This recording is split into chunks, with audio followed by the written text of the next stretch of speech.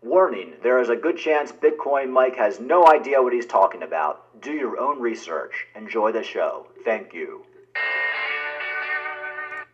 And don't forget to like and subscribe if you like the content. All right, folks. We got Bitcoin on a little bit of a pullback today. I do think this was kind of expected. Bitcoin can't go up forever. And of course, we have altcoins showing a little bit of weakness. BNB, I guess there's a Binance lawsuit. So BNB is down almost 7%, down to 308. Cardano, 34 cents. Cardano's range has really been between 33 and 40 cents for the last couple months. I'm just looking to buy more. It's funny. Today, I was actually going to buy some Bitcoin. And I actually transferred money to buy Bitcoin because we're having this dump. And I couldn't bring myself to buy more Bitcoin. I'm just like, you know what? I'm not going to buy any more Cardano. I'm not going to buy any Theta. I have a lot of that. But I'm going to buy some more Litecoin because Litecoin is a proof of work coin. It can never be labeled a security. And you have the Litecoin halvening coming up. If I can find right here. You have the Litecoin halvening coming up. So you got the Bitcoin halvening in 127 days, which is what, like 36, so it's like in the summer, like midsummer. So essentially you have the Litecoin halvening coming up like six or 7 months before the Bitcoin halvening. There's no way Litecoin's not going to pump during this halvening. Now, I fully expect by summer, Bitcoin to be up to like, maybe $35,000, $40,000, or maybe $35,000 by summer. And I expect Litecoin to be possibly $200 to $300 by the halvening.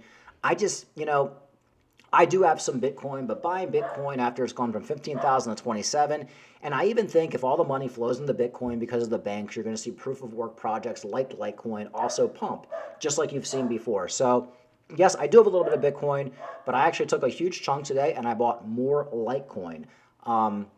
Because I think the ROI on Litecoin is there. We just had Litecoin reach $102.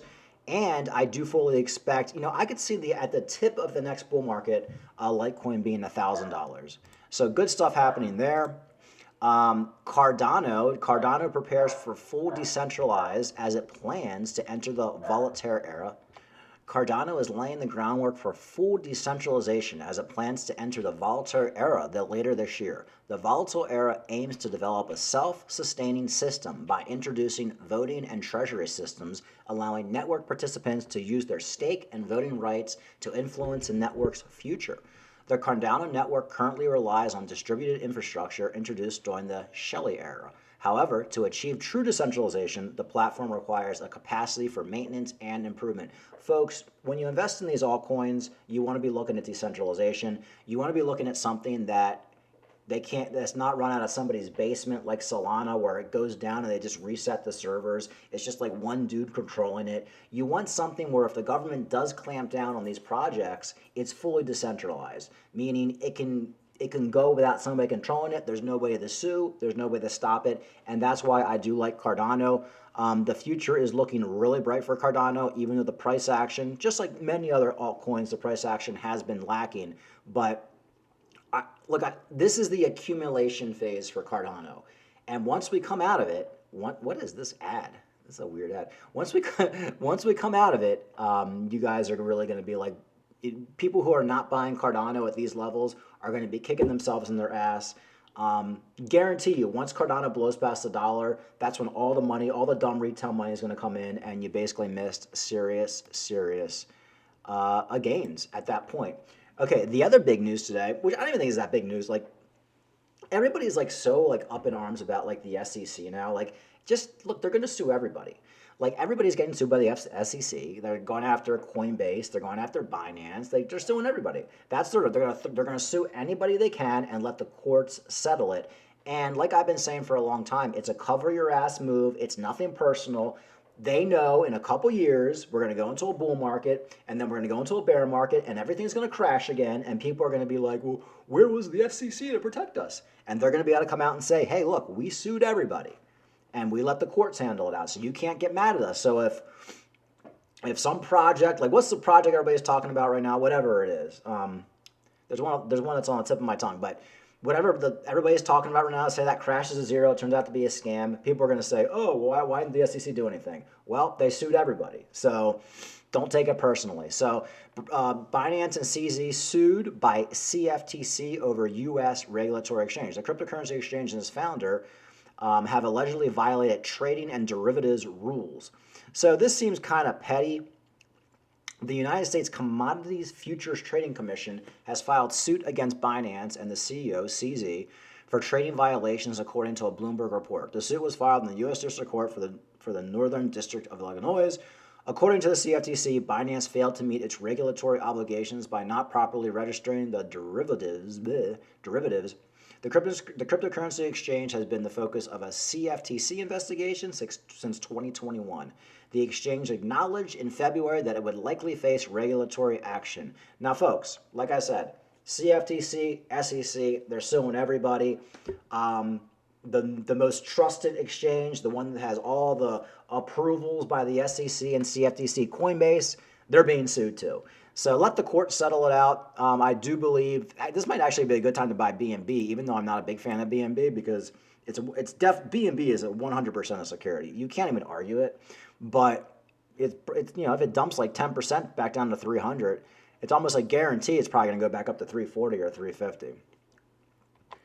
Also want to tell you guys quickly about like not chasing the pump. The biggest coin that everybody's been talking about, Crypto Banter, all the big YouTubers, they've been shilling the hell out of arbitrum. Even Crypto Banter did a video saying, look, we've shilled it enough, it's probably not a great time to buy it. I found this story, Twitter briefly suspends official Arbitron account because they basically flagged it as spam. Could Arbitron do another 10x? Yeah, it's certainly possible. But folks, if you haven't gotten into Arbitron a few months ago, now is not the time to be playing with Arbitron. Even Crypto Banter was talking about today, like I said, he's even telling people, look, it's probably not a great time anymore. And he's been shilling it for the last few months. A lot of the coins are too small cap, so TradingView doesn't actually chart them. But what you can see is that it's coming down, minus 5%, minus 7%, minus 6%. It does look like the bees have started to move away from Arbitrum. And now what the bees are trying to do is they're trying to find the next flower to suck the pollen out of, to make more money, right? Or honey, whatever, however you term it. So I'm starting to see this pattern happen. I'm not the only one that's looking at this pattern happen. So I was following Jack Niewald's tweets. He says, look, this is, I think, on Friday, on the 25th, where he says 80% of the eligible Arbitrum had already been claimed. He said, yeah, folks, I know a lot of people are getting into crypto right now. I just had somebody text me a few days ago about Arbitrum. I'm like, dude, if you weren't in Arbitron a couple months ago, now is not the time. Yes, Arbitron could do another 10x. Anything's possible, but the pump and dumpers have already gotten in and out of Arbitron. So it's time to probably get out, or it's probably time to just buy an established project like Litecoin, Cardano, Bitcoin, or whatever. These are dangerous projects, and even Twitter is like, oh, we thought it was a spam account, so we suspended it. So be very careful. Also found this article, actually a YouTube video from a CNN show, Fareed Zakaria, who I'm not a big fan of usually, but he's making some points here. Actually, Crypto Ram was talking about it on his show this morning.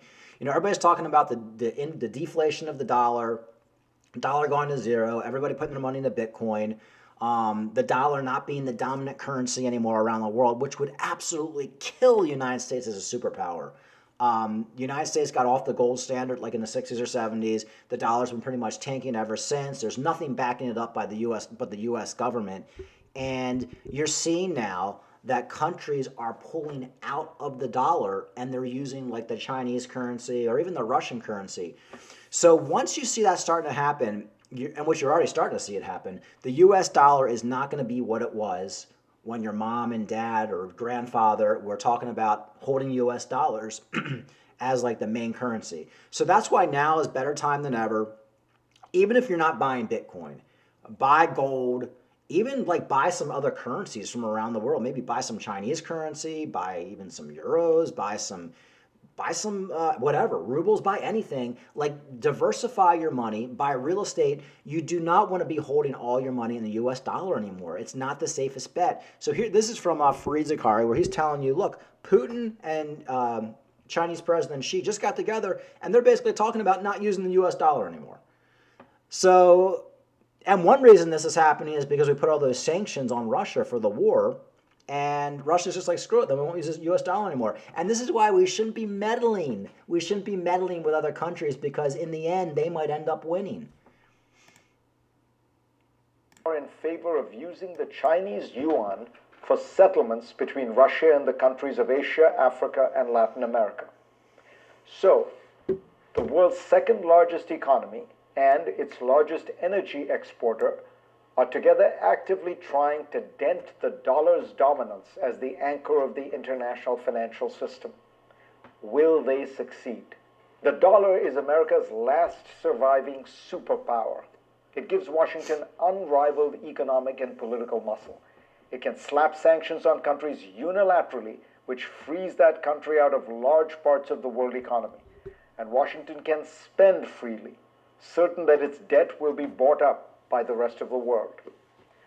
The war against Ukraine, combined with Washington's increasingly confrontational approach to China, have created a perfect storm in which both Russia and China are accelerating efforts to diversify away from the dollar. And you have to remember, guys, like Russia and China are giant countries, especially China. If they say they don't want to use the US dollar anymore and they use something else, the dollar is finished. And that would, United States, I'm a United States citizen, the United States would no longer be a superpower, and the dollar could turn into a shitbag. And if that happens, Bitcoin will probably go to, a couple $100,000 or $500,000 or even $1 million. And of course, you have that guy who made the Bitcoin bet saying Bitcoin's going to $1 million in a few months or whatever. It might not happen in a few months, but it might happen in a couple years, because countries are getting sick of the United States.